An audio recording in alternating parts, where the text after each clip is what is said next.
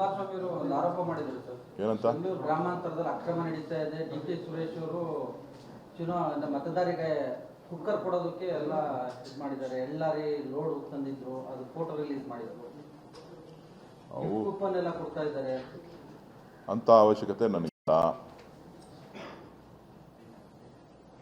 ಕೆಲವರು ಅವಾಗವಾಗ ಪ್ರಚಾರದಲ್ಲಿರಬೇಕು ಅಂತ ಏನೇನೋ ಮಾಡ್ತಾ ಇರ್ತಾರೆ.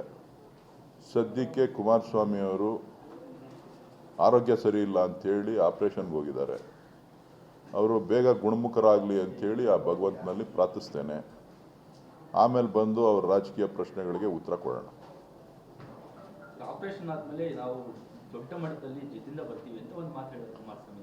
ದೇವ್ರು ಒಳ್ಳೇದು ಮಾಡಲಿ. ನಾನು ಹೇಳ್ತಾ ಇದ್ದೀನಲ್ಲ, ರಾಜಕಾರಣದಲ್ಲಿ ಎದುರಾಳಿಗಳು ಸ್ಟ್ರಾಂಗ್ ಆಗಿದ್ರೇ ಕೆಲಸ ಮಾಡಲಿಕ್ಕೆ ಸಾಧ್ಯ.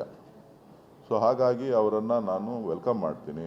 ಅವ್ರು ಮೊದಲು ನನಗೆ ಆರೋಗ್ಯವಾಗಿ ಬರಬೇಕು ಅಂತಕ್ಕಂಥದ್ದು ನನ್ನ ಆಸೆ ಅಷ್ಟೇ.